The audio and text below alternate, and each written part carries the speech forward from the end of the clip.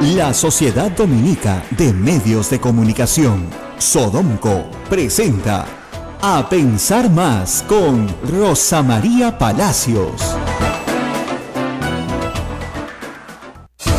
8 en punto de la mañana, martes 25 de abril del año 2017. Rosa María Palacios, buenos días. Muy buenos días a todos y bienvenidos a una nueva edición de A Pensar Más aquí en Radio Santa Rosa, como parte de nuestra red Sodomco de la Sociedad Dominica de Medios de Comunicación. Tenemos mucho que contarles esta mañana de reconstrucciones e indultos y en fin, y de otras cosas que se van frustrando en el camino. Empecemos primero por el ministro Zavala, ayer en el Congreso.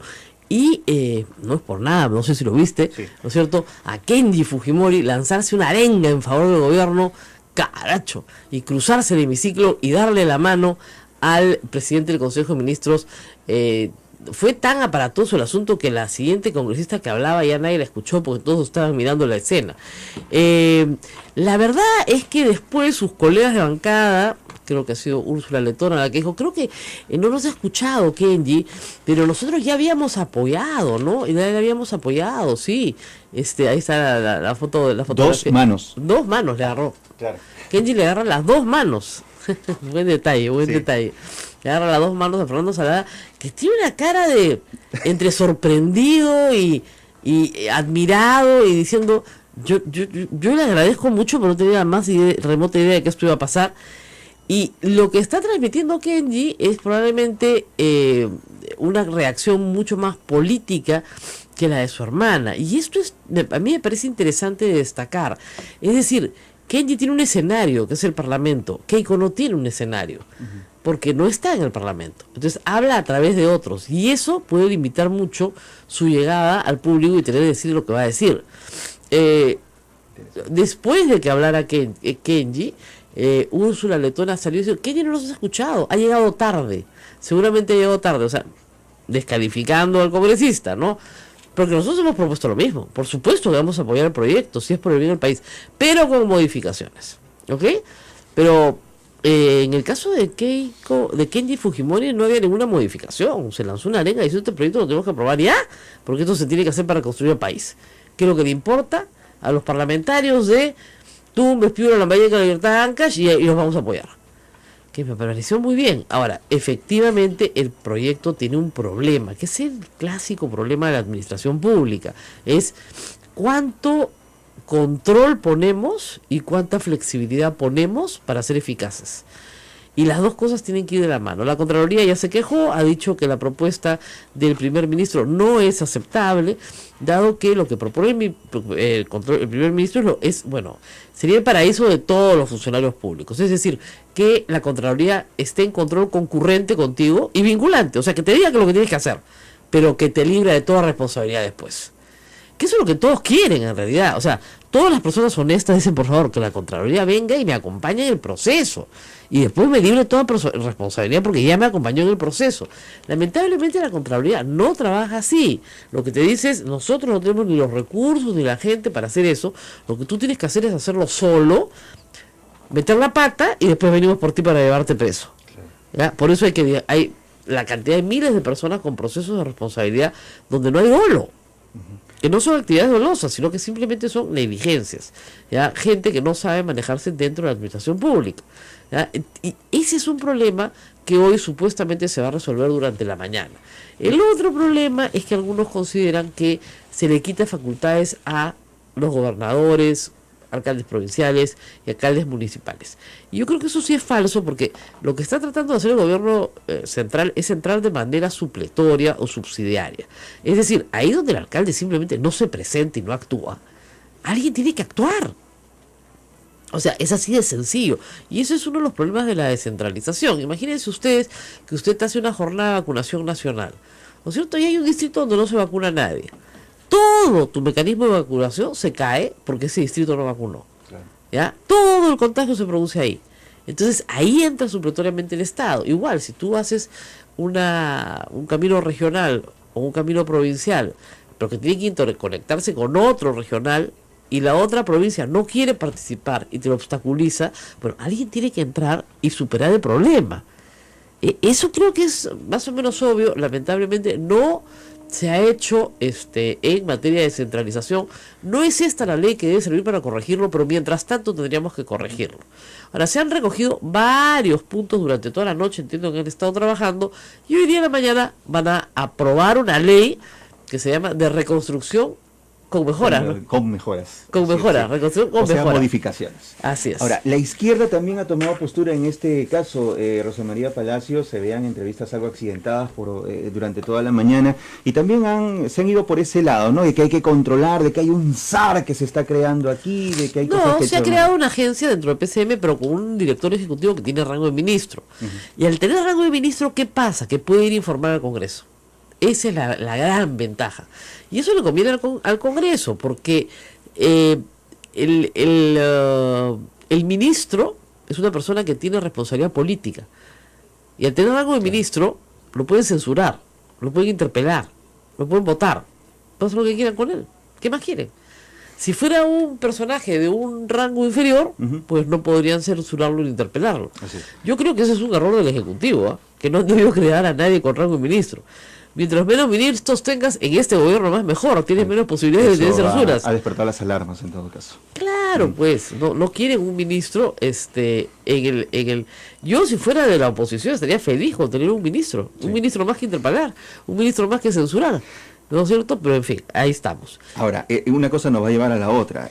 Los gestos de Kenji Fujimori, ¿se le puede creer o no se le puede creer? ¿A dónde está apuntando? Y eso nos lleva también al famoso tema del indulto, que sigue haciendo noticia, quieras o no. Digamos, a ningún político se le puede creer por principio. ¿Ya? O sea, digamos que empecemos por los principios, ¿no? Yo, de verdad, o sea, tengo creo que demasiados años en esto como para decirle, sí, su gesto es sincero. Es bien difícil. Ceja levantada aquí. A veces sí, yo he visto gestos muy sinceros, o sea, sobre todo cuando son espontáneos, ¿no? Pero no me parecía que había nada espontáneo en el gesto de Kenji Fujimori. 2, este tema del indulto lo hemos explicado ayer y lo hemos explicado por meses y lo volveremos a explicar. A ver, no se puede indultar a Alberto Fujimori por 2 razones. Una, por la ley interna peruana. Esto no tiene nada que ver con los derechos humanos ni con la Corte Interamericana, no. La ley interna peruana. Durante el gobierno de Alan García se aprobó una ley que le quitaba beneficios penitenciarios a varios delitos graves, terrorismo, que ya los tenía restringidos, pero aún más, narcotráfico, asesinato agravado y secuestro agravado. Y a su vez establecía específicamente que el presidente de la República no podía indultar por estos delitos. Por eso es que Alan García conmuta penas en el caso de narcotráfico. No indulta, conmuta pena, rebaja pena. ¿Ok? Porque no podía indultar. Claro. En el caso del secuestro agravado, no se puede indultar. Ahora, alguien me podría decir, ¿puede conmutar la pena? Podría, en teoría, pero el problema es el siguiente, que la Corte Interamericana de Derechos Humanos nos ha señalado específicamente en el caso Barrios Altos, que es el que se le sigue, y también en la Cantuta, por el cual se le condena a Fujimori, que no cabe amnistía, indulto, ni ninguna otra forma en la cual una persona condenada no cumpla con su pena. ¿Ok?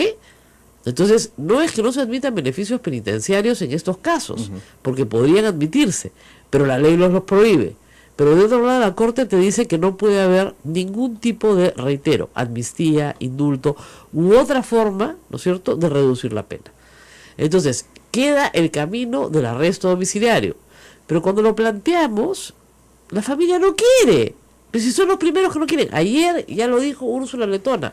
No se va a utilizar, como dijo, la influencia política para favorecer a Alberto Fujimori. Ese es un mensaje de la hija de Keiko. Clarísimo. Ella no se manifiesta porque no tiene un escenario. ¿Y Kenji? Pero Kenji va a liar la mano al ministro. Claro. ¿Ya? Para ganar un espacio, como diciendo, nosotros no somos obstruccionistas, yo no lo soy, mi hermana sí, yo no, ¿no es cierto? Y 2, yo sí quiero considerar la discusión de que mi padre salga. Hay un grupo que se llama algo así como Alberto Fujimori Libertad, ¿no es cierto? Que son los que están, diciendo con influencia política, sin influencia política, como usted quiere. Ahora, es muy gracioso el señor Luis Galarreta dice, bueno, pues que firme el indulto, ¿no?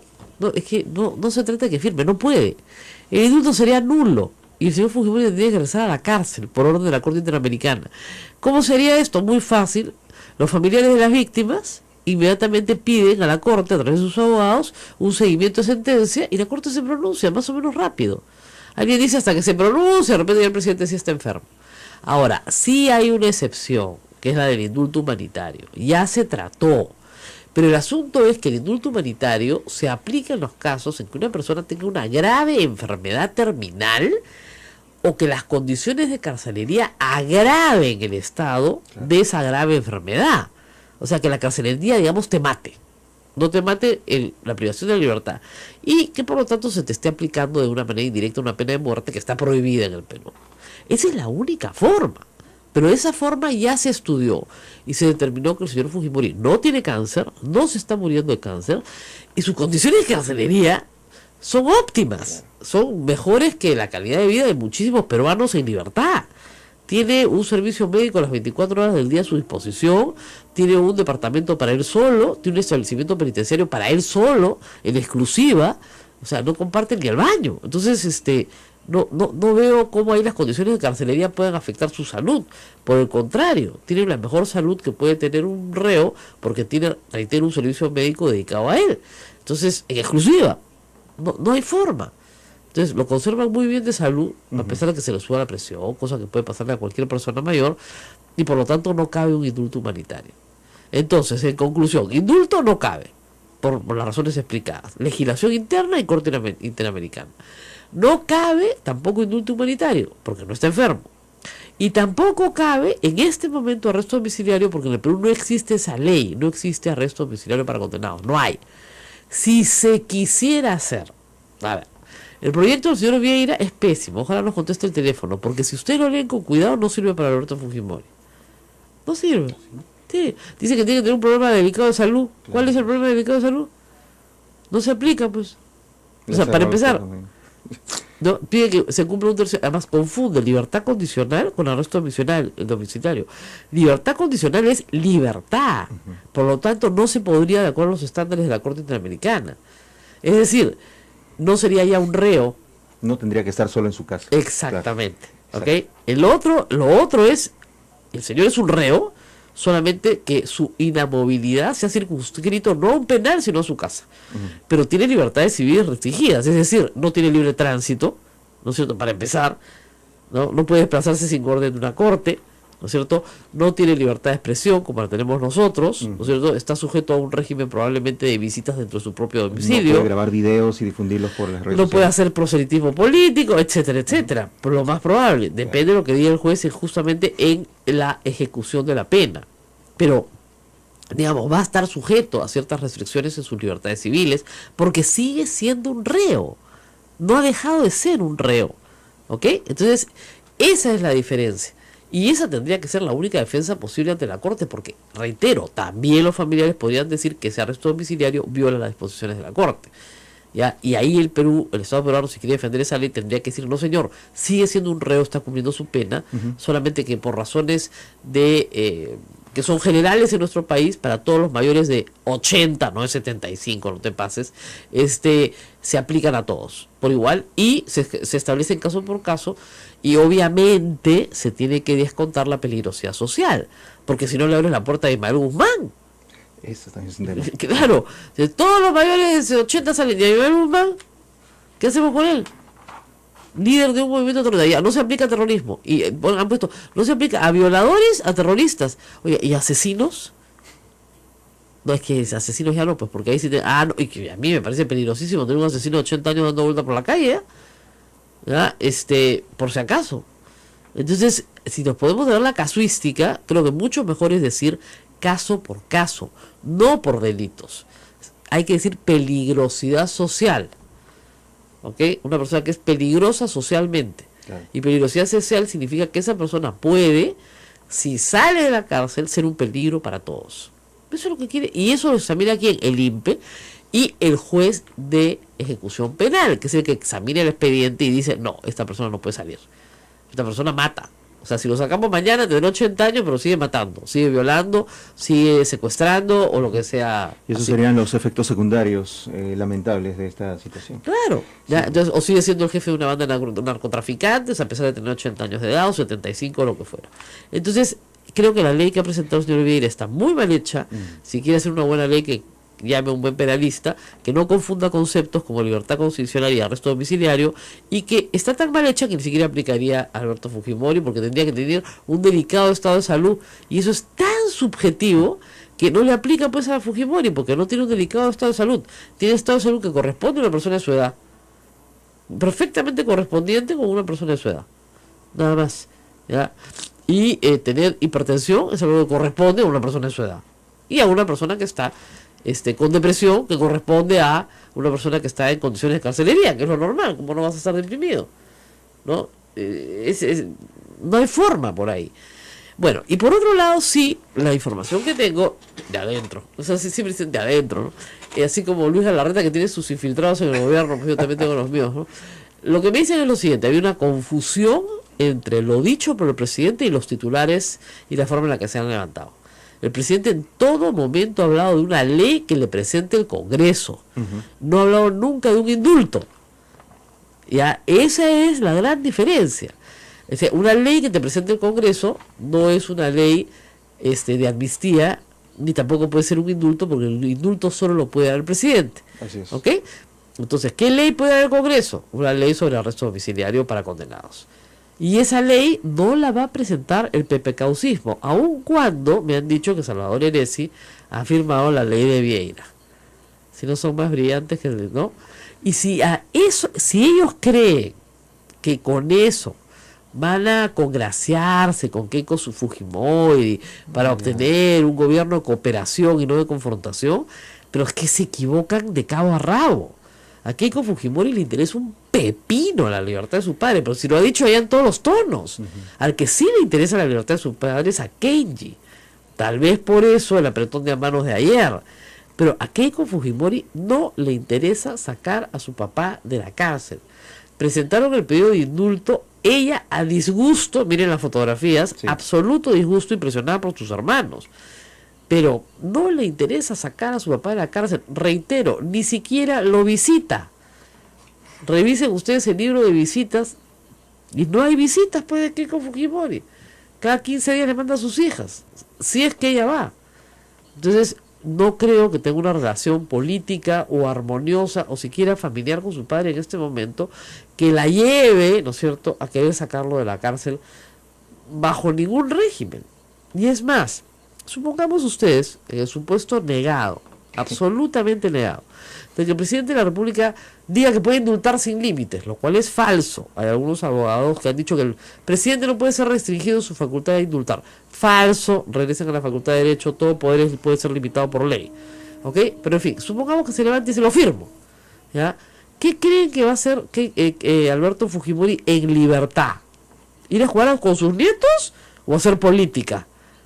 ¿O declararse el líder del partido fujimorista y postular el 2021? ¿Eso le conviene a la hija? Les dejo la pregunta. No creo, ¿no es cierto? Y si PPK pudo postular a los 79 años, también podrá, pues seguramente, Alberto Fujimori. ¿Consideras que ese es el mayor temor que tiene Keiko Fujimori de ver a su padre libre? Ojo, un video de Alberto Fujimori puede cambiar totalmente una coyuntura a favor de su hija. Ella cree que él no puede ganar las elecciones por la carga que tiene. Pero puede influir sobre otro. Ella cree que había que desalbertizarse para poder ganar. Y de hecho casi gana. No ha tenido nada malo su estrategia. El punto es que no ganó. No más 5 de abril.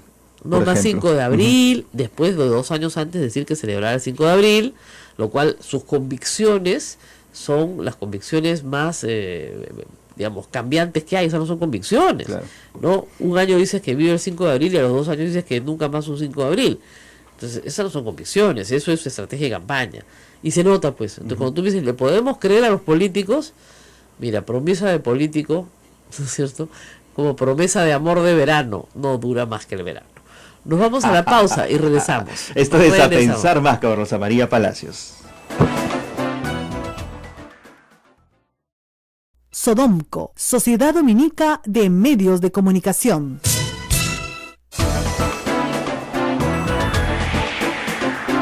8 de la mañana, 23 minutos, amigos. Esto es A Pensar Más con Rosa María Palacios a través de las emisoras de la Sociedad Dominica de Medios de Comunicación.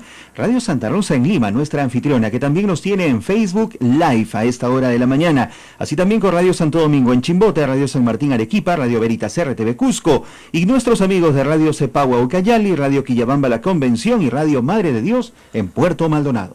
Así es, y vamos a conversar de otro tema importante, el caso Lavallato, que este programa ha acompañado desde sus inicios, y estamos en comunicación con el congresista, con quien fuera congresista, Juan Pari, expresidente de la Comisión Lavallato, para hablar sobre el caso de Alan García, un caso que recién se detecta a raíz de una publicación de Hildebrand en sus 13. Señor Pari, muy buenos días. Muy buenos días, Rosa María. Bueno, en los meses en los que usted dirigió la Comisión Pari, ¿encontraron alguna pista que llevara hacia Alan García o alguno de sus ministros? Bueno, lo que hemos encontrado es un conjunto de irregularidades que habría que profundizar la investigación si es que llega a Alan García o no. Hay el tema de Olmos es un tema sumamente complejo. Que no haya participado el Ejecutivo en esto y que solamente sea responsabilidad del gobierno regional, no es cierto.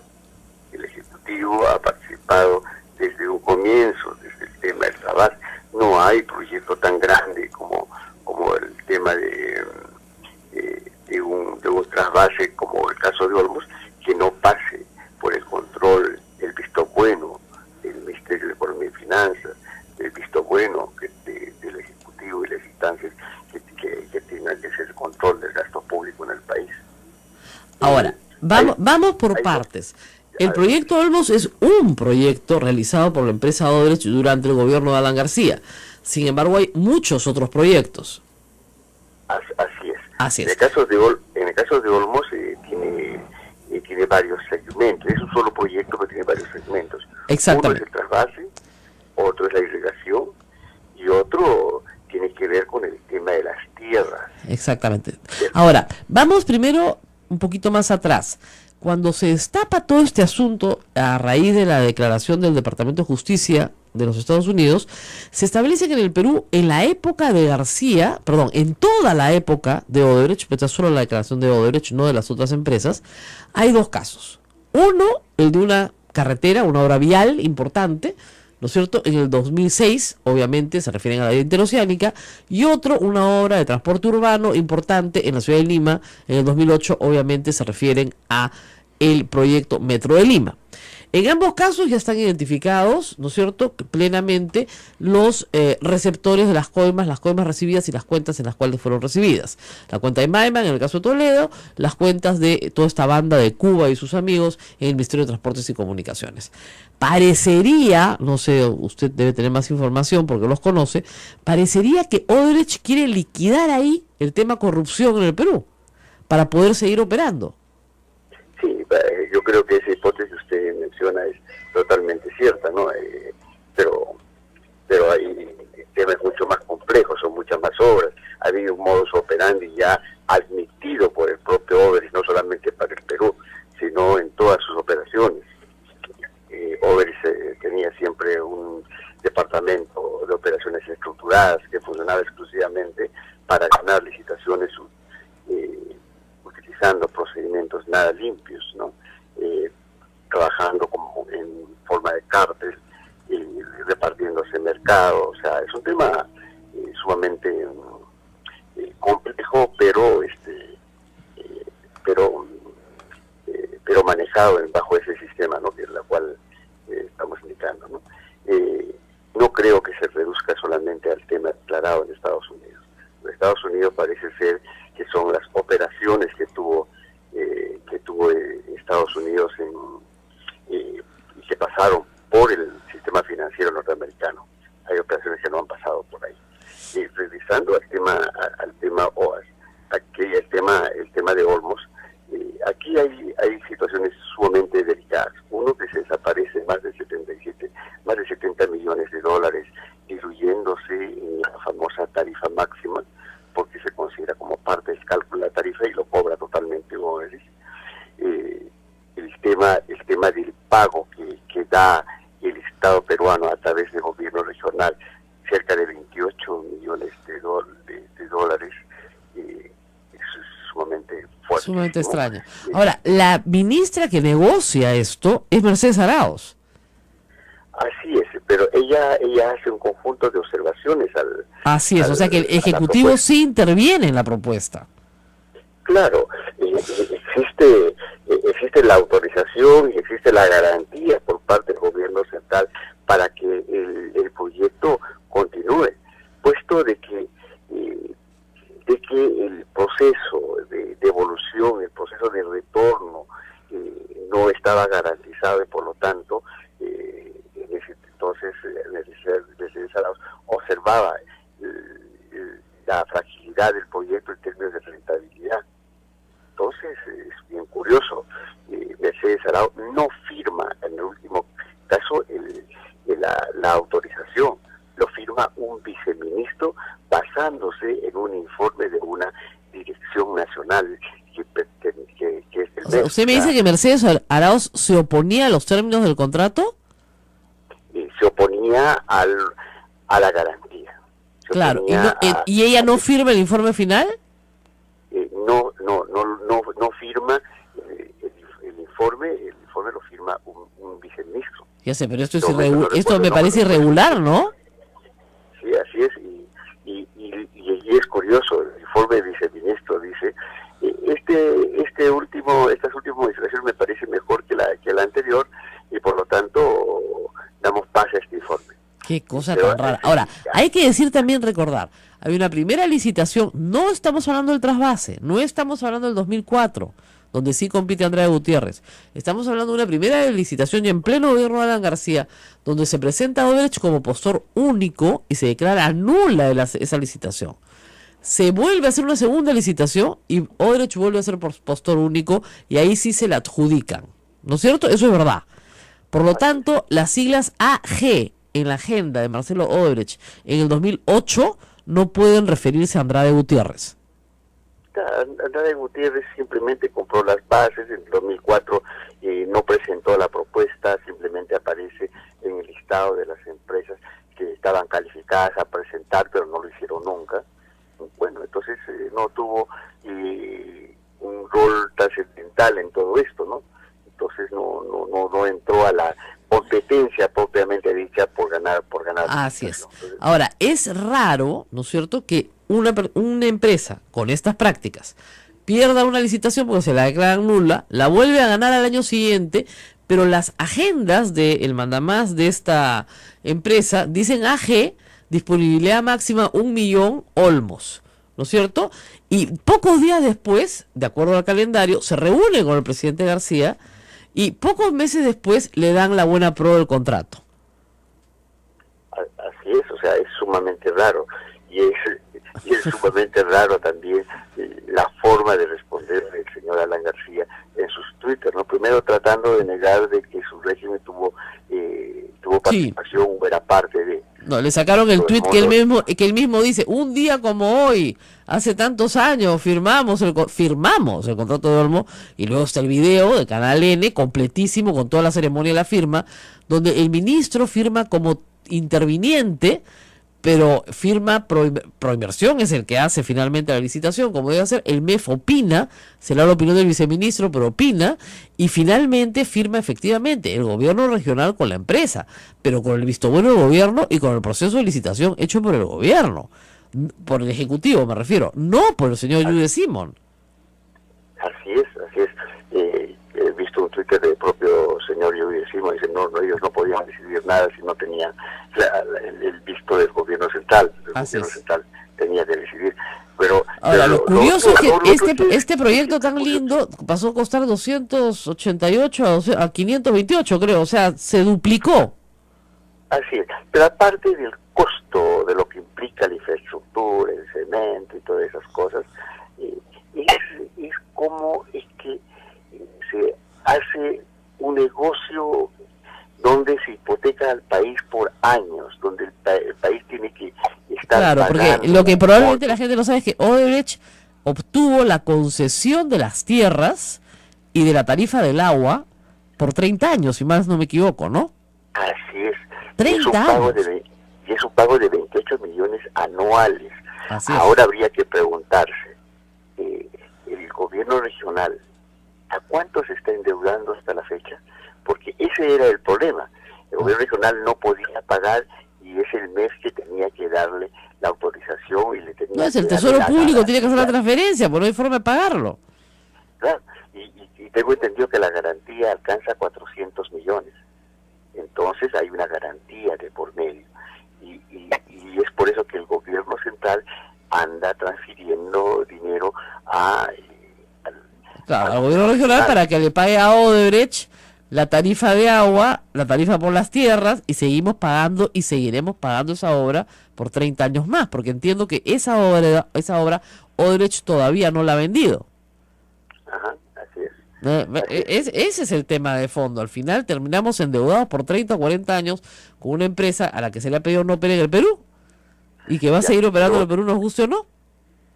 Y lo otro es de que los terrenos que se vendieron, que fueron expropiados en la época del fujimorismo, todos esos terrenos que al final lo compró Gloria y lo compró el propio Odebrecht. Así es. Simplemente con ese dinero se le dio enterito a Odebrecht, ¿no? Claro, parece un buen negocio desde el punto de vista del Estado, es decir, voy a ampliar mi frontera agrícola, vamos a tener mucho más tierras, voy a hacer una represa, voy a hacer una hidroeléctrica, pues puedo hacer varios proyectos de un represamiento, un trasvase de un río. Claro, primero trasvaso el río, muy bien. Y luego le cobran a los agricultores una tarifa por la tierra y una tarifa por el agua. Y de ahí pago parte del proyecto y el resto del proyecto se paga en las externalidades que sucederán en los próximos 200 años al haber ampliado la frontera agrícola. O sea, en teoría suena bien, pero digamos, en la práctica lo que vemos es sucesivos actos de corrupción alrededor del proyecto. Ahora, llama la atención, le digo con franqueza, que Alejandro Toledo haya cobrado 20 millones de dólares por Interoceánica y que Odebrecht solo le dio $1 milloncito por todo el proyecto de Olmos a Alan García. Yo creo que ya la billetera se les había cerrado para ese entonces, ¿no? No sé si la billetera, no. Ahí en todo caso entramos al mundo de la especulación. Sí, ¿no? por cierto. No me gustaría ingresar a ese mundo, ¿no? No, yo lo sé, como es una persona seria. Simplemente dejaba anotado la paradoja, ¿no? Que en el caso de, por supuesto, Alejandro Toledo, los hechos están probados porque el dinero se le depositó a Maiman. Por lo menos 9 millones de dólares ya han sido rastreados. En el caso de García, no hay ningún rastro del dinero en cuentas personales de él. Ahora, ahí viene la otra pregunta. Es evidente que los signos exteriores de riqueza de Alan García no se condicen con la renta de un expresidente y docente universitario de la Universidad San Martín de Porres, ¿no es cierto? De esos hechos lo ha salvado el señor Peláez, su amigo, haciéndole un proceso que él pide para que se establezca una cosa decidida sobre sus ingresos durante el gobierno pasado. ¿Y qué se hizo? No se hizo nada, por detener un procedimiento que a todas luces estaba viciado, porque uno de los peritos era prista, para empezar. ¿No es cierto? Sobre eso, ¿qué se puede decir en el marco del Lavallato? Bueno, el señor García siempre ha estado negando sus ingresos. Yo me acuerdo en la mega comisión decía que el pobre había salido más pobre de lo que había ingresado antes de que sea presidente, y todo un tema y un discurso de esa forma. Bueno, yo creo que ahí es un tema de investigación de otro orden. Hay entorno, no solamente hay que ver cuentas, porque todo este proceso de la corrupción ha sucedido tres cosas.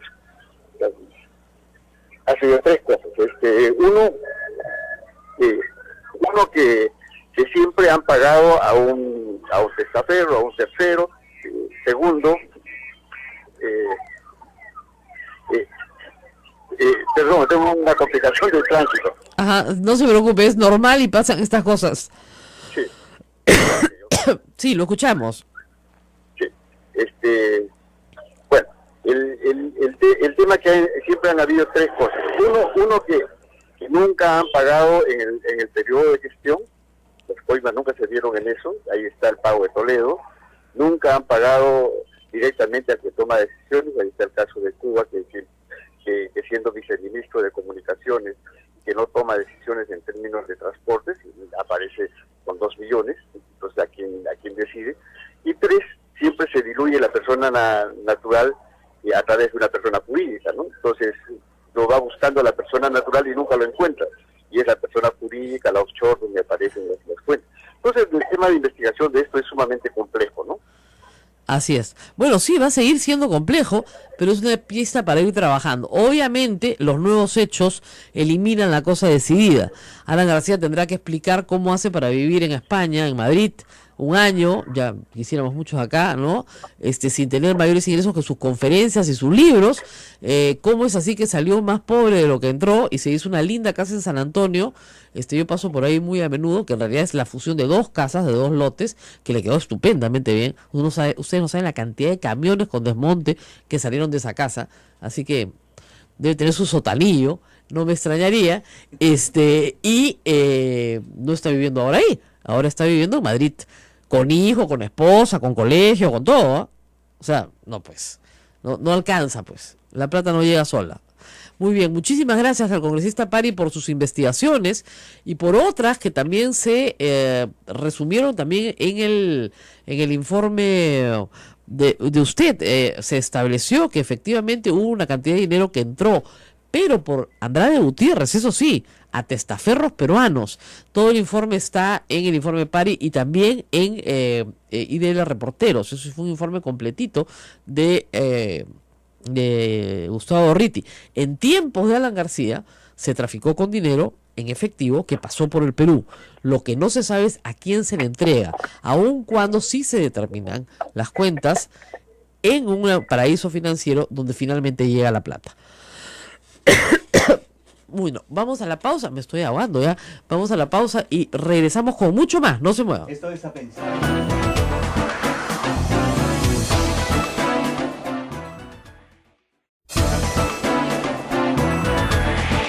Mañana 43 minutos, momento internacional. Dos informaciones trascienden el mundo entero. Una de ellas tiene que ver con nuestra región y es la situación que se vive en Venezuela. Pero Francia está dando que hablar, Rosa María. Bueno, sí, y lo que pasa en Francia es muy importante para Europa, porque si los nacionalismos más exacerbados comienzan a tener triunfos electorales, pues puede ser el fin de Europa tal como la conocemos, como una Europa unida, y comenzamos veríamos nuevamente a una Europa separada, que es lo que no se quiso después de la Segunda Guerra Mundial. Estamos en conversación telefónica con Francisco Belaúnde Matosán, que no me salía el Francisco, justamente para hablar de esta materia. Él, además de ser peruano, también tiene ascendencia francesa, así que tiene una muy buena aproximación y muy completa a este tema. Francisco, muy buenos días. Hola Rosa María, ¿qué tal? Bueno, Macron parece ser un hombre tremendamente carismático, guapo, con una vida personal, digamos, singular, casado con una mujer 24 años mayor que él. Sin embargo, ha logrado llegar a la segunda vuelta. Yo lo comparaba un poco con Kuczynski o con Julio Guzmán, un hombre sin partido, que no representa el socialismo, que no representa el comunismo, que no representa tampoco un partido liberal, un partido que acaba de hacer para hacer estas elecciones, que fue ministro del gobierno de Hollande. Hollande votará por él probablemente, pero que aparece como la posibilidad de aglutinar a toda Francia en contra de Marine Le Pen. ¿Cómo es esto posible? Explícanos. ¿Se está pareciendo Francia a Latinoamérica? Bueno, sí, en realidad sí. No solamente Francia, ¿no? Varios países de Europa están viendo cómo los partidos tradicionales comienzan a caer. Ahora, el caso de Francia es muy claro, ¿no? Es inaudito que ninguno de los partidos tradicionales, el socialista y la derecha clásica, haya llegado a la segunda vuelta, ¿no? Y que de repente aparece una persona prácticamente de la nada, como Macron, y que llega así a la segunda vuelta. Es verdad que había un concurso de circunstancias. En su caso, ha sido este escándalo de empleo fantasma de la esposa de François Fillon, que era el candidato que parecía prácticamente favorito, casi seguro de ser presidente, hasta que le vino este escándalo que no lo tumbó totalmente, pero sí obviamente le restó puntos y eso favoreció a Macron, ¿no? Macron es un tipo, por todo lo que se dice, es un tipo brillante, un joven funcionario que también ha pasado por la banca, y digamos, con una que se ubica, es liberal, más bien punto de vista económico, pero se ubica en el centro de la política francesa, ¿no? Y de alguna manera puede representar ese viejo anhelo de mucha gente en Francia de que hubiera un partido de centro fuerte. Vamos a ver qué sucede, porque por ahora lo que él tiene es un movimiento, pero no es realmente un partido, ¿no? Así es. Vamos a ver. Ahora, ¿no? lo que une probablemente es que Francia es un país que ha abierto sus puertas a la migración durante décadas y por lo tanto hoy el votante francés es un votante hijo o nieto de migrante o migrante él mismo que ve con mucha preocupación un discurso nacionalista como el de Marine Le Pen. Eso lo puede ayudar a salvarse y muchos franceses ven con preocupación un discurso nacionalista como el de Marine Le Pen. Claro, pero no olvidemos que Marine Le Pen, el partido, ella y su partido han ido progresando elección tras elección, Sí. ¿no? Ella, por ejemplo, con respecto a su padre, que el año 2002 también llegó a segunda vuelta, ella con respecto a su padre alcanzó, tiene casi más de 3 millones de votos adicionales. O sea, hay una progresión, tanto a nivel de elección nacional como elecciones regionales y municipales, evidente. O sea, las tesis nacionalistas y antimigrantes han ido ganando terreno, pero las encuestas indican que un 58% de la población considera a Marine Le Pen como peligrosa para la democracia, lo que implica eventualmente un techo para Claro.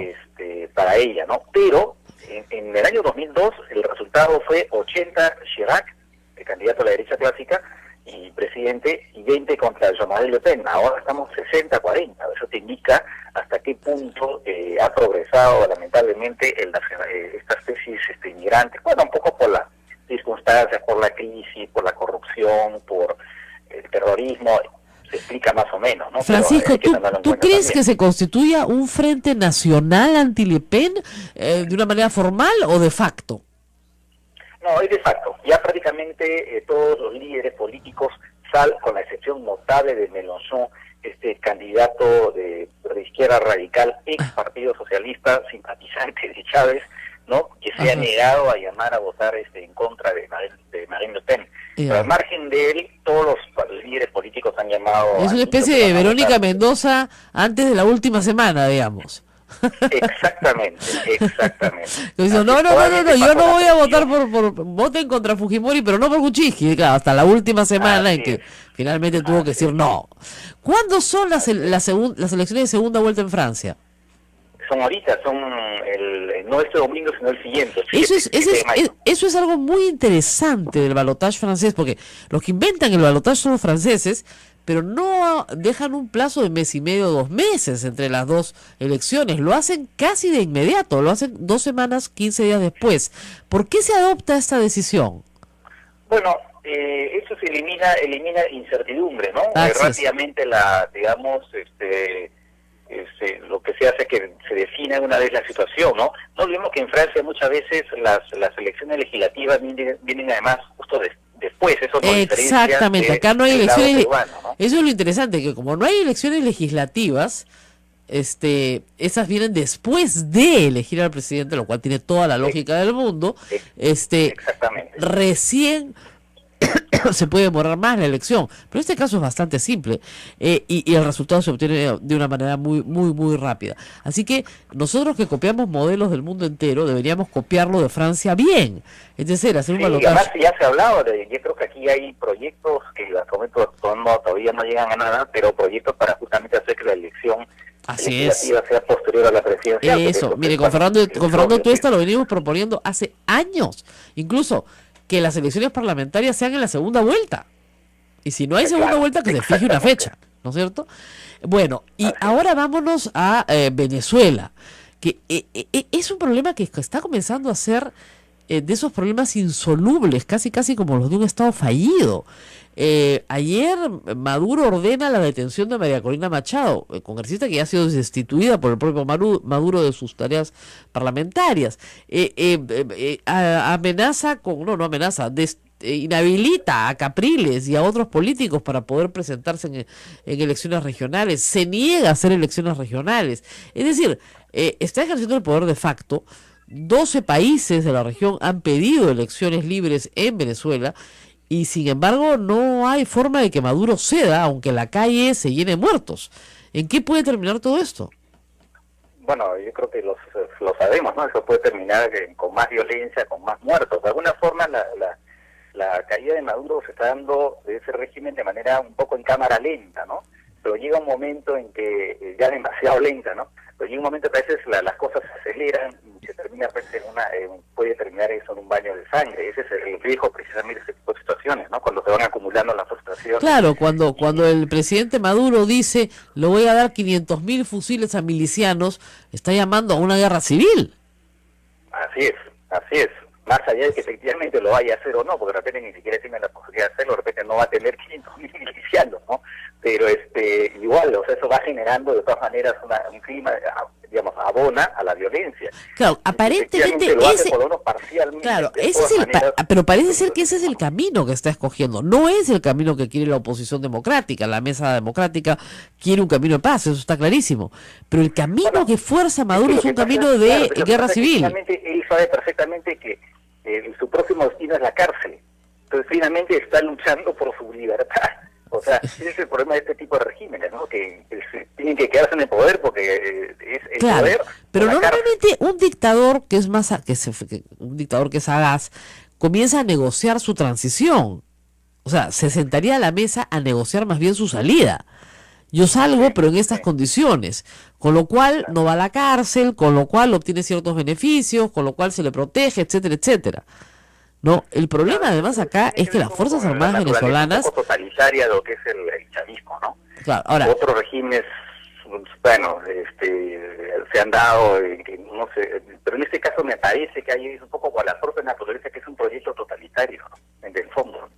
Claro, pero en todo caso, o sea, si no llega a una negociación de la transición, ya han dicho las partes, digamos, sobre todo la parte democrática, que no se va a volver a sentar a la mesa, que no van a aceptar la mediación del Vaticano, ni del secretario general de la OEA, porque esto ha sido una farsa, nos han hecho perder el tiempo y Maduro ha ganado tiempo, ¿no es cierto? Y que ya no se van a prestar una farsa más, van a seguir peleando en las calles por obtener elecciones libres y van a seguir recibiendo la represión del Estado. Estamos ya en más de 20 muertos solamente en esta jornada de protestas que arranca el 19 de abril. Si Maduro, digamos, parece en algunas declaraciones aceptar, aunque sea elecciones regionales, ¿debería la oposición aceptar? Porque ellos lo que querían era un referéndum revocatorio de su mandato y se los han negado. Sí, yo creo que no. Yo pienso que no, porque ya creo que el régimen, a estas alturas, lo único que cabe es que se hayan elecciones adelantadas, una transición hacia una salida de Maduro, y bueno, en todo caso elecciones generales, ¿no? Porque ya lo de las elecciones, ya ha habido tantos engaños, y además con cada tipo, con trucos, en fin, de parte del régimen, eso es además, está también pendiente el tema de la liberación de los presos políticos. No, sería prestarse realmente, porque finalmente lo que está haciendo que es otra medida para tratar de ganar tiempo finalmente, claro, ¿no? Además de aquí a que hagan las elecciones, bajo qué condiciones, no quieren inscribir a los partidos, sí, reinscribir a los partidos políticos. No, eso francamente sería ahora, una hay otro problema más grave, que no solamente que Maduro se vaya a la cárcel, sino que Diosdado Cabello, el que tiene acusaciones serísimas de narcotráfico, toda la cúpula, la Corte Suprema, el Consejo Nacional Electoral, es decir, todos estos han estado involucrados en actos de corrupción, como sucedió en el Perú. Y lo más grave es que las Fuerzas Armadas venezolanas apoyan a Maduro. Sí. Y mientras porque se han visto beneficiadas con todo. Bueno, para empezar, muchos de ellos, según las informaciones, están también implicados en actos de corrupción y también se dice en actos de narcotráfico. Así es. Entonces, claro, y además les han dado todo tipo de gollerías oficiales, digamos, aumentos de sueldo, han nombrado generales hasta, no sé, ya prácticamente de sobra, por supuesto, más lo que se necesita. Entonces, claro, son beneficiarios de este régimen. Entonces, claro, y por lo tanto son cómplices. Entonces, todos ellos saben que su destino, bueno, ellos habían visto lo que pasó acá en el Perú, ¿no? Con el régimen de Fujimori. Claro, pero Fujimori negoció, si se quiere entre paréntesis, una salida por la cual él se iba del Perú a Tokio, donde tenía un asilo dorado, y simple y llanamente abandonaba sus huestes y se convocaban elecciones. El tema es que Maduro no parece irse a Cuba, digamos, a un exilio dorado, que podría ser su salida, él y su cúpula, sino que plantea quedarse dentro de Venezuela, y ese es el problema. Sí, hay una broma, no sé si en torno de broma o algo que he leído por ahí, que decía que Cuba estaba dispuesta a recibir solamente a 100 del gobierno, lo que digamos, pero incluyendo a las familias. Entonces no iban a ser muchos los que iban a ser recibidos en Cuba, ¿no? Y recibir un asilo ahí. Claro. Bueno, son las cosas que se están diciendo, pero eventualmente es una salida para por lo menos para la cúpula más directa, ¿no? Sí, pero es una salida, como tú dices, que ofrece poca. Tendría que hacerse una amnistía, ¿no es cierto?, donde se le garantice, ¿no es cierto?, a todos los que participaron en el régimen de Chávez y Maduro que no serán juzgados, lo cual también es inaceptable para la oposición. No, claramente. Claramente. Bueno, esa es la situación en Venezuela, una situación terrible, y en el medio del pueblo muriéndose de hambre, literalmente muriéndose de hambre, ¿ya? Y esperando la resolución de un conflicto que parece que no se va a acabar nunca, porque Dios, ya con Chávez muerto parecía que este régimen se acababa, y sin embargo Maduro logró, bueno, dicen que en una votación ilegítima, pero logró en una votación hacerse la presidencia nuevamente. Terrible. Bueno, muchísimas gracias a Francisco Balaúnde Motosian por estar esta mañana con nosotros, y nos va a seguir contando de Francia, porque de eso él sabe, como les digo, muchísimo. Y nosotros aquí, 8:57, tenemos que ir cerrando el programa, pero tenemos algunos anuncios. ¿Hay anuncios? Mira la cara de... No me sorprendas con otra cosa. A ver, cuéntame. Estoy embarazada. No. Ya sería que el sexto. No, mentira, no. Hay varios temas de los cuales me piden que haya algunos comentarios. Uno de esos temas es la posición de la izquierda frente al régimen de Venezuela. Y la posición de la izquierda peruana frente al régimen venezolano es lamentable. No tiene ninguna forma, no tienes forma de llamarte democrático y apoyar al régimen de Maduro. O sea, eso es inaceptable. Y es inaceptable también que reconozcas que terroristas del MRTA son luchadores heroicos, porque no lo son. Entonces, yo creo que la izquierda está perdiendo completamente el discurso y no se ubica, ¿no es cierto?, en lo que es una izquierda democrática, porque no sabe serlo. Y lo que tienen hoy en la bancada de Fuerza de Frente Amplio en el Congreso son un grupo de gente que no se ha reunido nunca. Aparentemente se han reunido 2 veces desde que los eligieron y se lanzan como un conjunto de independientes a decir disparate y medio. Así que esa es la razón por la cual Marco Arana tiene tantos problemas. Así de claro. Y más cosas se han dicho sobre este tema de la izquierda, que podría añadir, pero que quede claro que no están en la hora. Eso es lo que yo creo que está pasándoles. No están en el momento político.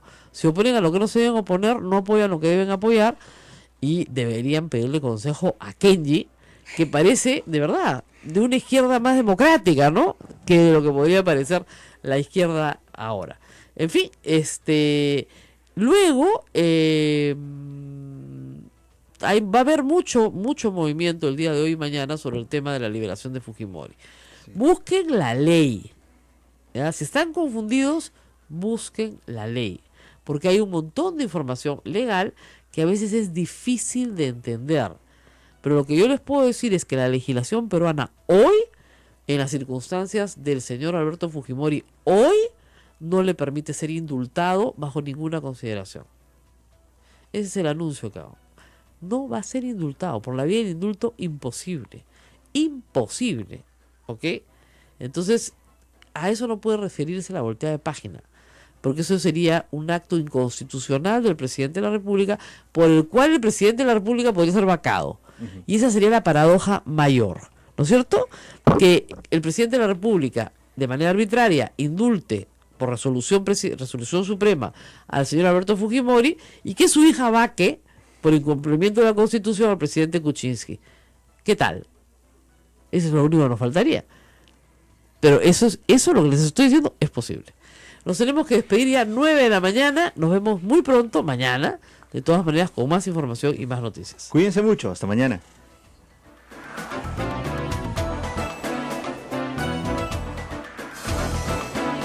Hasta aquí, A Pensar Más con Rosa María Palacios. Este programa fue producido por la Sociedad Dominica de Medios de Comunicación, Sodomco. Firma, donde el ministro firma como interviniente, pero firma Proinversión es el que hace finalmente la licitación, como debe hacer. El MEF opina, será la opinión del viceministro, pero opina, y finalmente firma efectivamente el gobierno regional con la empresa, pero con el visto bueno del gobierno y con el proceso de licitación hecho por el gobierno, por el ejecutivo me refiero, no por el señor Jude Simon. Así es, así es. He visto un Twitter del propio señor Jude Simon, dice, no, ellos no podían decidir nada si no tenían el visto del gobierno central. El gobierno central tenía que decidir. Pero ahora, lo curioso es que este proyecto tan lindo pasó a costar 288 a 528, creo, o sea, se duplicó. Así es, pero aparte del costo de lo que implica la infraestructura, el cemento y todas esas cosas, es como es que se hace un negocio donde se hipoteca al país por años, donde el país tiene que estar claro, pagando. Porque lo que probablemente la gente no sabe es que Odebrecht obtuvo la concesión de las tierras y de la tarifa del agua por 30 años, si más no me equivoco, ¿no? Así es. 30 años. Y es un pago de 28 millones anuales. Así es. Ahora habría que preguntarse, el gobierno regional, ¿a cuánto se está endeudando hasta la fecha? Porque ese era el problema. El gobierno regional no podía pagar y es el MEF que tenía que darle la autorización y le tenía No, es el que Tesoro darle Público, tiene que hacer la garantía. transferencia, porque no hay forma de pagarlo. Claro, y tengo entendido que la garantía alcanza 400 millones. Entonces hay una garantía de por medio. Y es por eso que el gobierno central anda transfiriendo dinero al gobierno regional para que le pague a Odebrecht la tarifa de agua, la tarifa por las tierras, y seguimos pagando y seguiremos pagando esa obra por 30 años más, porque entiendo que esa obra Odebrecht todavía no la ha vendido. Ajá, así es. Ese es el tema de fondo. Al final terminamos endeudados por 30 o 40 años con una empresa a la que se le ha pedido no opere en el Perú y que va a seguir operando en el Perú, nos guste o no. Y lo otro es de que los terrenos que se vendieron, que fueron expropiados en la época del fujimorismo, todos esos terrenos que al final lo compró Gloria y lo compró el propio Odebrecht. Así es. Simplemente con ese dinero se le dio enterito a Odebrecht, ¿no? Claro, parece un buen negocio desde el punto de vista del Estado, es decir, voy a ampliar mi frontera agrícola, vamos a tener mucho más tierras, voy a hacer una represa, voy a hacer una hidroeléctrica, pues puedo hacer varios proyectos de un represamiento, un trasvase de un río. Claro, primero trasvaso el río, muy bien. Y luego le cobran a los agricultores una tarifa por la tierra y una tarifa por el agua.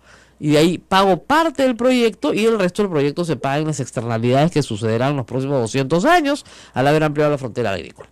O sea, en teoría suena bien, pero digamos, en la práctica lo que vemos es sucesivos actos de corrupción alrededor del proyecto. Ahora, llama la atención, le digo con franqueza, que Alejandro Toledo haya cobrado 20 millones de dólares por Interoceánica y que Odebrecht solo le dio $1 milloncito por todo el proyecto de Olmos a Alan García. Yo creo que ya la billetera se les había cerrado para ese entonces, ¿no? No sé si la billetera, no. Ahí en todo caso entramos al mundo de la especulación. Sí, ¿no? por cierto. No me gustaría ingresar a ese mundo, ¿no? No, yo lo sé, como es una persona seria. Simplemente dejaba anotado la paradoja, ¿no? Que en el caso de, por supuesto, Alejandro Toledo, los hechos están probados porque el dinero se le depositó a Maiman. Por lo menos 9 millones de dólares ya han sido rastreados. En el caso de García, no hay ningún rastro del dinero en cuentas personales de él. Ahora, ahí viene la otra pregunta. Es evidente que los signos exteriores de riqueza de Alan García no se condicen con la renta de un expresidente y docente universitario de la Universidad San Martín de Porres, ¿no es cierto? De esos hechos lo ha salvado el señor Peláez, su amigo, haciéndole un proceso que él pide para que se establezca una cosa decidida sobre sus ingresos durante el gobierno pasado. ¿Y qué se hizo? No se hizo nada, por detener un procedimiento que a todas luces estaba viciado, porque uno de los peritos era aprista, para empezar. ¿No es cierto? Sobre eso, ¿qué se puede decir en el marco del Lavallato? Bueno, el señor García siempre ha estado negando sus ingresos. Yo me acuerdo en la mega comisión decía que el pobre había salido más pobre de lo que había ingresado antes de que sea presidente, y todo un tema y un discurso de esa forma. Bueno, yo creo que ahí es un tema de investigación de otro orden. Hay entorno, no solamente hay que ver cuentas, porque todo este proceso de la corrupción ha sucedido tres cosas.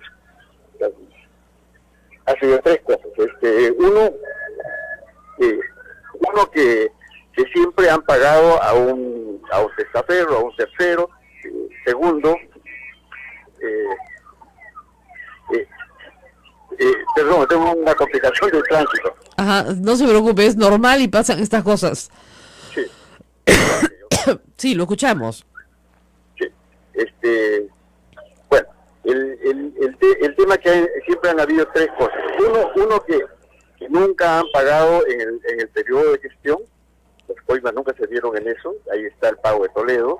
Nunca han pagado directamente al que toma decisiones. Ahí está el caso de Cuba, que siendo viceministro de Comunicaciones, que no toma decisiones en términos de transportes, aparece con 2 millones, entonces a quién decide.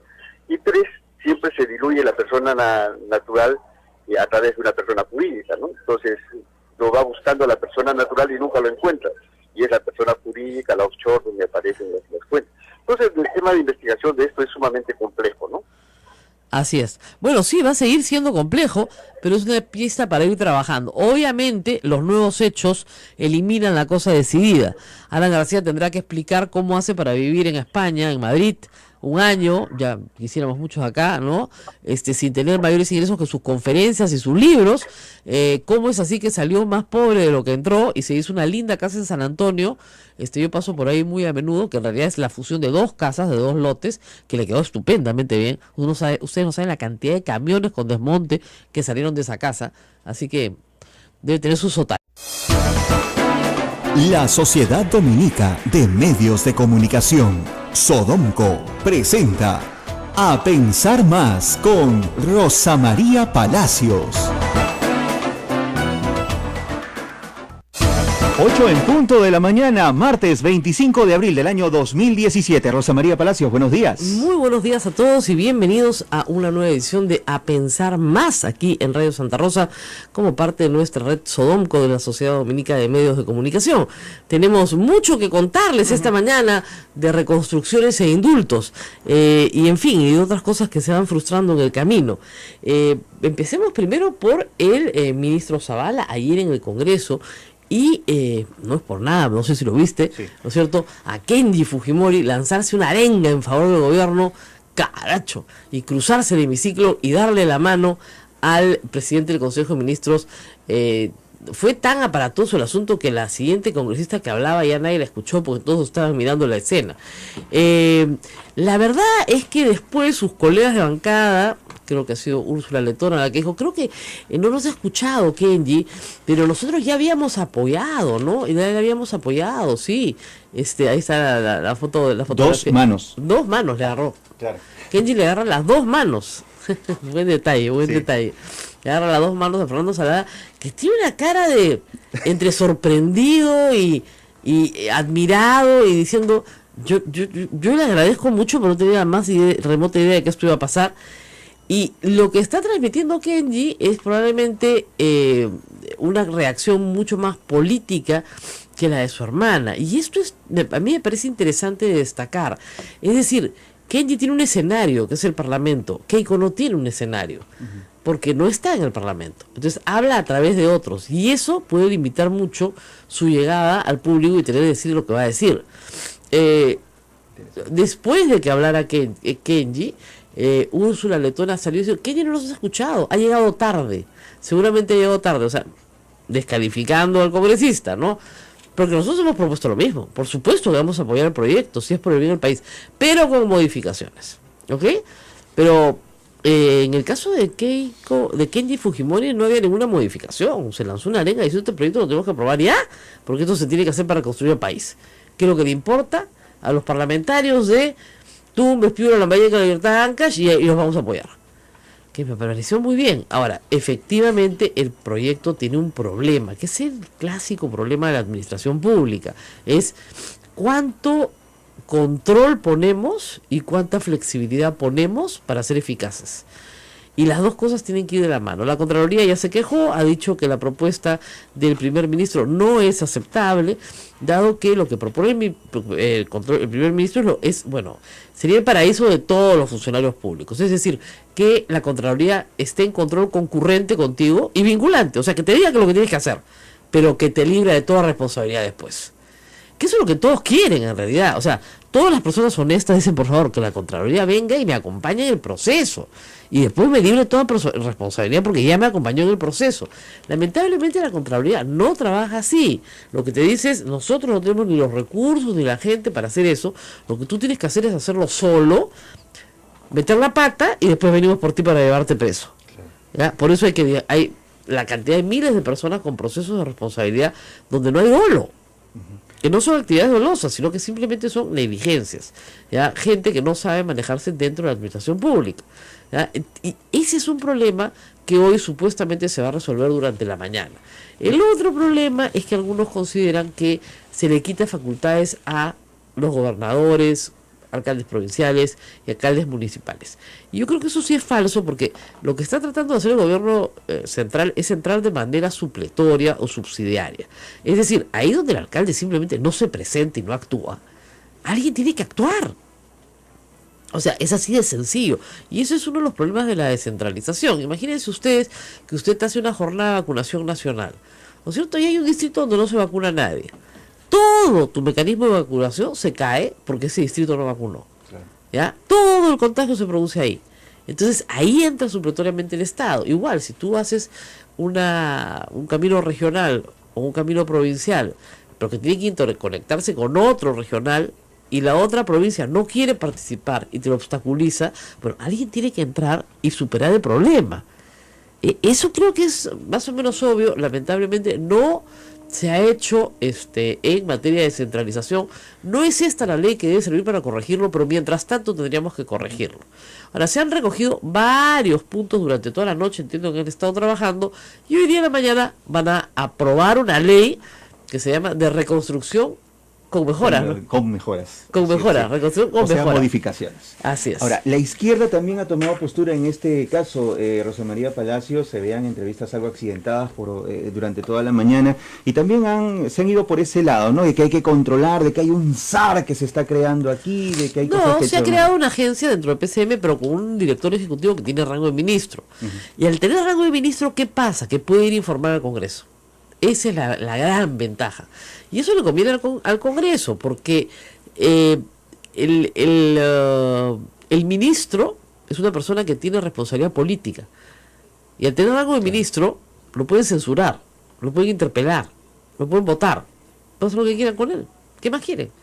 Si fuera un personaje de un rango inferior, pues no podrían censurarlo ni interpelarlo. Yo creo que ese es un error del Ejecutivo, que no han debido crear a nadie con rango de ministro. Mientras menos ministros tengas en este gobierno, más mejor, tienes menos posibilidades de tener censuras. A despertar las alarmas en todo caso. Claro, pues, no quieren un ministro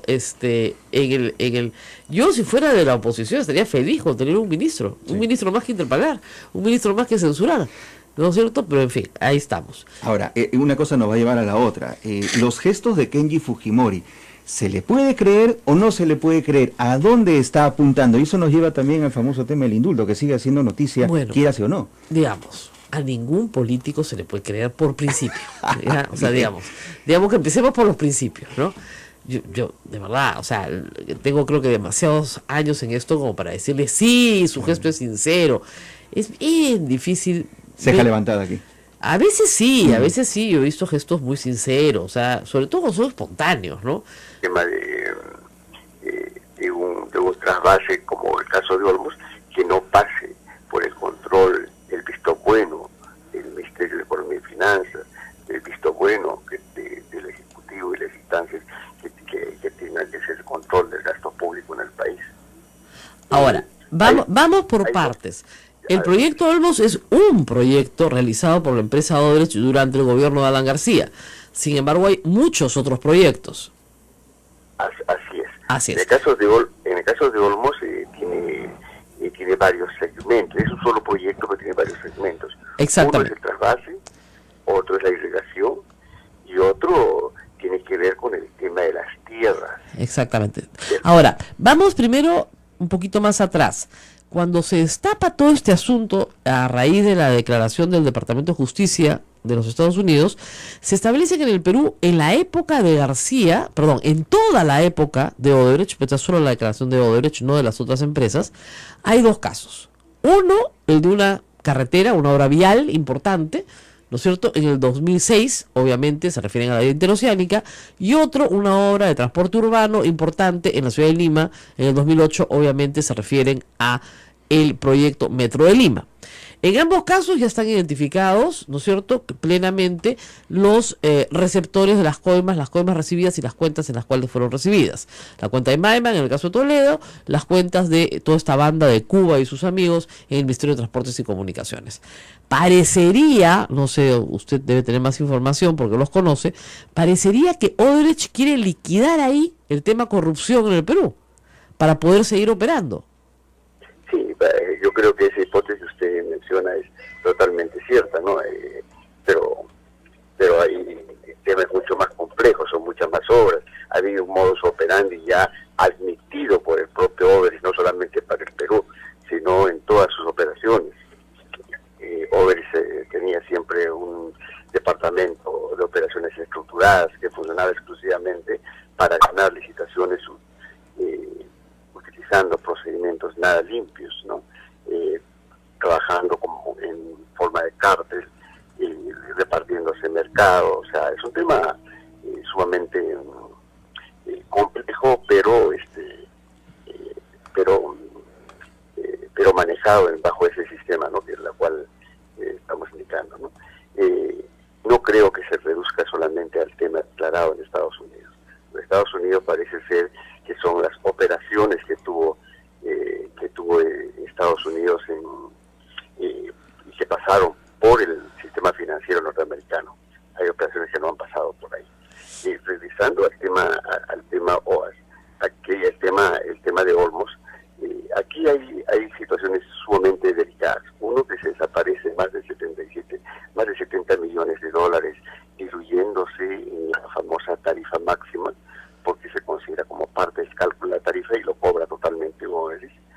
El tema del pago que da el Estado peruano a través del gobierno regional, cerca de 28 millones de dólares, eso es sumamente fuerte. Sumamente extraño.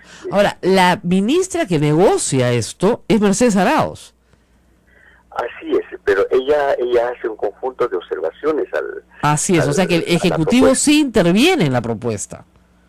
Claro, existe la autorización y existe la garantía por parte del gobierno central para que el proyecto continúe, puesto de que el proceso de evolución, el proceso de retorno no estaba garantizado, y por lo tanto en ese entonces Mercedes Arauz observaba la fragilidad del proyecto en términos de rentabilidad.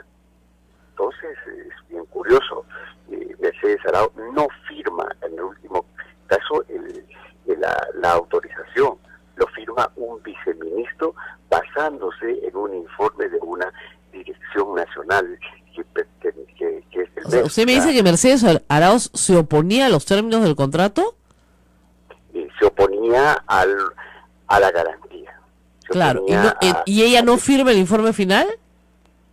No firma el informe lo firma un viceministro. Ya sé, pero esto me parece irregular, ¿no? Sí, así es, y es curioso, el informe del viceministro dice, estas últimas modificaciones me parece mejor que la anterior, y por lo tanto damos paz a este informe. Qué cosa tan rara. Ahora, hay que recordar, hay una primera licitación, no estamos hablando del trasvase, no estamos hablando del 2004, donde sí compite Andrea Gutiérrez. Estamos hablando de una primera licitación ya en pleno gobierno de Alan García, donde se presenta a Odebrecht como postor único y se declara nula esa licitación. se vuelve a hacer una segunda licitación y Odebrecht vuelve a ser postor único y ahí sí se la adjudican, ¿no es cierto? Eso es verdad. Por lo tanto, las siglas AG en la agenda de Marcelo Odebrecht en el 2008 no pueden referirse a Andrade Gutiérrez.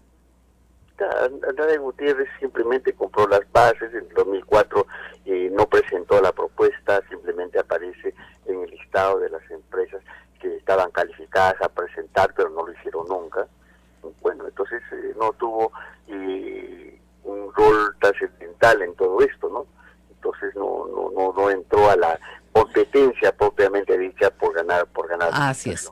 Ahora, es raro, ¿no es cierto?, que una empresa con estas prácticas pierda una licitación porque se la declaran nula, la vuelve a ganar al año siguiente, pero las agendas del mandamás de esta empresa dicen AG, disponibilidad máxima 1 millón olmos, ¿no es cierto?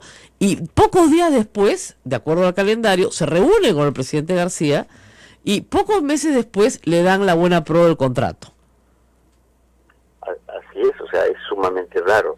Y es sumamente raro también la forma de responder del señor Alan García en sus Twitter, ¿no? Primero tratando de negar de que su régimen tuvo participación, sí, era parte de... No, le sacaron el tuit que él mismo dice, un día como hoy, hace tantos años, firmamos el contrato de Olmo, y luego está el video de Canal N, completísimo, con toda la ceremonia de la firma. Pero no me parecía que había nada espontáneo en el gesto de Kenji Fujimori. 2, este tema del indulto lo hemos explicado ayer, y lo hemos explicado por meses, y lo volveremos a explicar. A ver, no se puede indultar a Alberto Fujimori. Por 2 razones. Una, por la ley interna peruana. Esto no tiene nada que ver con los derechos humanos ni con la Corte Interamericana, no.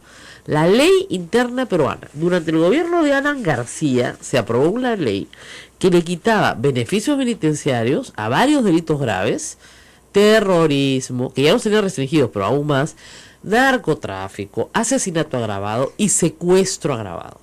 Y a su vez establecía específicamente que el presidente de la República no podía indultar por estos delitos. Por eso es que Alan García conmuta penas en el caso de narcotráfico. No indulta, conmuta penas, rebaja penas. ¿Ok? Porque no podía indultar. Claro. En el caso del secuestro agravado no se puede indultar. Ahora, alguien me podría decir, ¿puede conmutar la pena? Podría, en teoría, pero el problema es el siguiente, que la Corte Interamericana de Derechos Humanos nos ha señalado específicamente en el caso Barrios Altos, que es el que se le sigue, y también en la Cantuta, por el cual se le condena a Fujimori, que no cabe amnistía, indulto, ni ninguna otra forma en la cual una persona condenada no cumpla con su pena. ¿Ok? Entonces, no es que no se admitan beneficios penitenciarios en estos casos, porque podrían admitirse, pero la ley los prohíbe. Pero de otro lado, la Corte te dice que no puede haber ningún tipo de, reitero, amnistía, indulto u otra forma, ¿no es cierto?, de reducir la pena. Entonces, queda el camino del arresto domiciliario. Pero cuando lo planteamos, la familia no quiere. Pero si son los primeros que no quieren. Ayer ya lo dijo Úrsula Letona. No se va a utilizar, como dijo, la influencia política para favorecer a Alberto Fujimori. Ese es un mensaje de la hija de Keiko. Clarísimo. Ella no se manifiesta porque no tiene un escenario. ¿Y Kenji? Pero Kenji va a ir a la mano al ministro. Claro.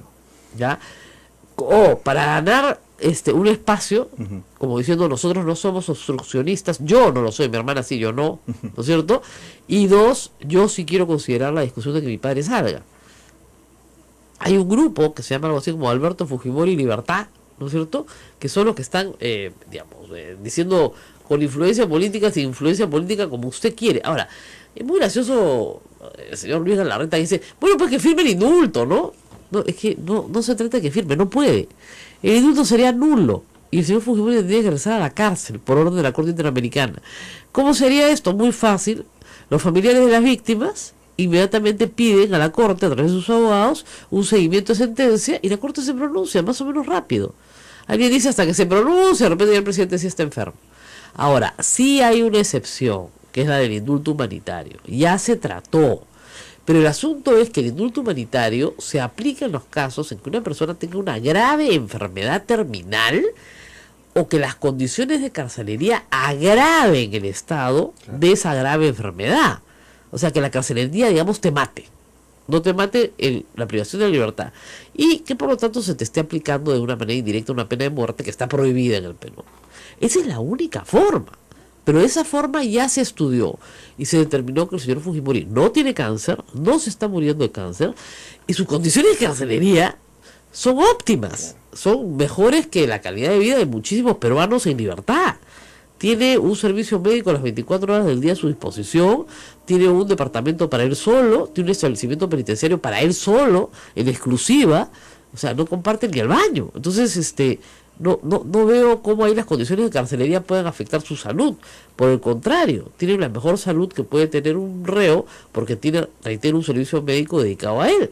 Entonces, en exclusiva, no hay forma. Entonces lo conservan muy bien de salud, a pesar de que se le suba la presión, cosa que puede pasarle a cualquier persona mayor, y por lo tanto no cabe un indulto humanitario. Entonces, en conclusión, indulto no cabe, por las razones explicadas. Legislación interna y Corte Interamericana. No cabe tampoco indulto humanitario, porque no está enfermo. Y tampoco cabe en este momento arresto domiciliario, porque en el Perú no existe esa ley, no existe arresto domiciliario para condenados, no hay. Si se quisiera hacer, a ver, el proyecto del señor Vieira es pésimo, ojalá nos conteste el teléfono, porque si ustedes lo leen con cuidado no sirve para Alberto Fujimori. No sirve. Sí. Dice que tiene que tener un problema delicado de salud. ¿Cuál es el problema delicado de salud? No se aplica, pues. O sea, para empezar, no, pide que se cumpla un tercio, además confunde libertad condicional con arresto domiciliario. Libertad condicional es libertad, por lo tanto no se podría de acuerdo a los estándares de la Corte Interamericana. Es decir, no sería ya un reo. No tendría que estar solo en su casa. Exactamente. Claro. ¿Okay? Lo otro es, el señor es un reo, solamente que su inamovilidad se ha circunscrito no a un penal, sino a su casa. Pero tiene libertades civiles restringidas, es decir, no tiene libre tránsito, ¿no es cierto? Para empezar, no puede desplazarse sin orden de una corte, ¿no es cierto? No tiene libertad de expresión como la tenemos nosotros, ¿no es cierto? Está sujeto a un régimen probablemente de visitas dentro de su propio domicilio. No puede grabar videos y difundirlos por las redes No sociales. puede hacer proselitismo político, etcétera, etcétera. Por lo más probable, depende de lo que diga el juez justamente en la ejecución de la pena. Pero, digamos, va a estar sujeto a ciertas restricciones en sus libertades civiles porque sigue siendo un reo. No ha dejado de ser un reo. ¿Ok? Entonces, esa es la diferencia. Y esa tendría que ser la única defensa posible ante la Corte, porque, reitero, también los familiares podrían decir que ese arresto domiciliario viola las disposiciones de la Corte. ¿Ya? Y ahí el Estado peruano, si quiere defender esa ley, tendría que decir, no señor, sigue siendo un reo, está cumpliendo su pena, solamente que por razones de que son generales en nuestro país, para todos los mayores de 80, no de 75, no te pases, se aplican a todos por igual, y se establecen caso por caso, y obviamente se tiene que descontar la peligrosidad social, porque si no le abres la puerta a Ismael Guzmán. Eso también es un tema. Claro, si todos los mayores de 80 salen de Ismael Guzmán, ¿qué hacemos con él? Líder de un movimiento terrorista, no se aplica a terrorismo, y han puesto, no se aplica a violadores, a terroristas, oye, y asesinos. No, es que asesinos ya no, pues porque ahí sí no, y que a mí me parece peligrosísimo tener un asesino de 80 años dando vuelta por la calle, ¿ya? Por si acaso. Entonces, si nos podemos dar la casuística, creo que mucho mejor es decir caso por caso, no por delitos. Hay que decir peligrosidad social. ¿Ok? Una persona que es peligrosa socialmente. Claro. Y peligrosidad social significa que esa persona puede, si sale de la cárcel, ser un peligro para todos. Eso es lo que quiere. Y eso lo examina quién, el INPE y el juez de ejecución penal, que es el que examina el expediente y dice, no, esta persona no puede salir. Esta persona mata. O sea, si lo sacamos mañana, tendrá 80 años, pero sigue matando, sigue violando, sigue secuestrando o lo que sea. Y esos así. serían los efectos secundarios lamentables de esta situación. Claro, ya, entonces, o sigue siendo el jefe de una banda de narcotraficantes a pesar de tener 80 años de edad o 75 o lo que fuera. Entonces, creo que la ley que ha presentado el señor Vieira está muy mal hecha. Si quiere hacer una buena ley, que llame a un buen penalista, que no confunda conceptos como libertad constitucional y arresto domiciliario, y que está tan mal hecha que ni siquiera aplicaría a Alberto Fujimori, porque tendría que tener un delicado estado de salud, y eso es tan subjetivo que no le aplica pues a Fujimori, porque no tiene un delicado estado de salud, tiene estado de salud que corresponde a una persona de su edad, perfectamente correspondiente con una persona de su edad, nada más, ¿ya? Y tener hipertensión es algo que corresponde a una persona de su edad y a una persona que está con depresión, que corresponde a una persona que está en condiciones de carcelería, que es lo normal. ¿Cómo no vas a estar deprimido? ¿No? No hay forma por ahí. Bueno, y por otro lado, sí, la información que tengo de adentro, o sea, siempre dicen de adentro, ¿no? Y así como Luis Galarreta, que tiene sus infiltrados en el gobierno, pues yo también tengo los míos, ¿no? Lo que me dicen es lo siguiente: había una confusión entre lo dicho por el presidente y los titulares y la forma en la que se han levantado. El presidente en todo momento ha hablado de una ley que le presente el Congreso. No ha hablado nunca de un indulto. Ya, esa es la gran diferencia. Es decir, una ley que te presente el Congreso no es una ley de amnistía, ni tampoco puede ser un indulto, porque el indulto solo lo puede dar el presidente. Así es. ¿Ok? Entonces, ¿qué ley puede dar el Congreso? Una ley sobre arresto domiciliario para condenados. Y esa ley no la va a presentar el PPCaucismo, aun cuando me han dicho que Salvador Heresi ha firmado la ley de Vieira. Si no son más brillantes que ¿no? Y si ellos creen que con eso van a congraciarse con Keiko Fujimori para obtener un gobierno de cooperación y no de confrontación, pero es que se equivocan de cabo a rabo. A Keiko Fujimori le interesa un pepino la libertad de su padre, pero si lo ha dicho allá en todos los tonos. Al que sí le interesa la libertad de su padre es a Kenji. Tal vez por eso el apretón de manos de ayer. Pero a Keiko Fujimori no le interesa sacar a su papá de la cárcel. Presentaron el pedido de indulto, ella a disgusto, miren las fotografías, sí, absoluto disgusto, impresionada por sus hermanos. Pero no le interesa sacar a su papá de la cárcel. Reitero, ni siquiera lo visita. Revisen ustedes el libro de visitas y no hay visitas pues de Keiko Fujimori. Cada 15 días le manda a sus hijas, si es que ella va. Entonces no creo que tenga una relación política o armoniosa o siquiera familiar con su padre en este momento que la lleve, ¿no es cierto?, a querer sacarlo de la cárcel bajo ningún régimen. Y es más, supongamos ustedes, en el supuesto negado, absolutamente negado, de que el presidente de la República diga que puede indultar sin límites, lo cual es falso. Hay algunos abogados que han dicho que el presidente no puede ser restringido en su facultad de indultar. Falso, regresen a la facultad de Derecho, todo poder puede ser limitado por ley. ¿Ok? Pero en fin, supongamos que se levante y se lo firmo. ¿Ya? ¿Qué creen que va a hacer Alberto Fujimori en libertad? ¿Ir a jugar con sus nietos o hacer política?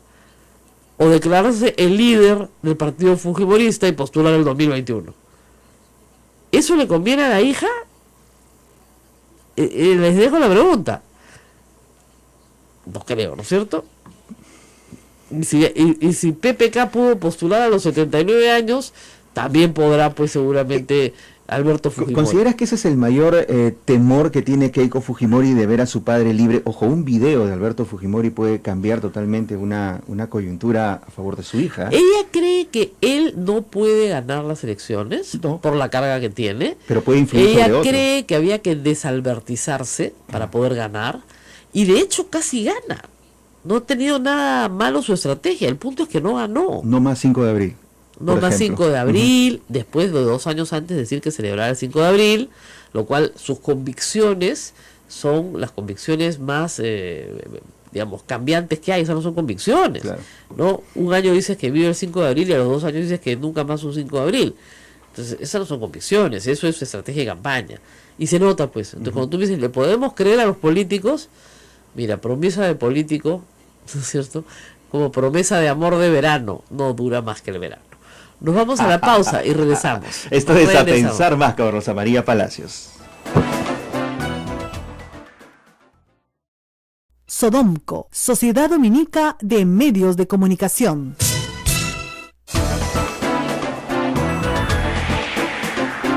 8 de la mañana, 23 minutos, amigos. Esto es A Pensar Más con Rosa María Palacios a través de las emisoras de la Sociedad Dominica de Medios de Comunicación. Radio Santa Rosa en Lima, nuestra anfitriona, que también nos tiene en Facebook Live a esta hora de la mañana. Así también con Radio Santo Domingo en Chimbote, Radio San Martín Arequipa, Radio Veritas RTV Cusco y nuestros amigos de Radio Cepagua Ucayali, Radio Quillabamba La Convención y Radio Madre de Dios en Puerto Maldonado. Así es, y vamos a conversar de otro tema importante, el caso Lavallato, que este programa ha acompañado desde sus inicios, y estamos en comunicación con el congresista, con quien fuera congresista, Juan Pari, expresidente de la Comisión Lavallato, para hablar sobre el caso de Alan García, un caso que recién se detecta a raíz de una publicación de Hildebrand en sus 13. Señor Pari, muy buenos días. Muy buenos días, Rosa María. Bueno, en los meses en los que usted dirigió la Comisión Pari, ¿encontraron alguna pista que llevara hacia Alan García o alguno de sus ministros? Bueno, lo que hemos encontrado es un conjunto de irregularidades que habría que profundizar la investigación si es que llega a Alan García o no. Hay el tema de Olmos es un tema sumamente complejo. Que no haya participado el Ejecutivo en esto y que solamente sea responsabilidad del gobierno regional, no es cierto. El Ejecutivo ha participado desde un comienzo, desde el tema del trabajo. No hay proyecto tan grande como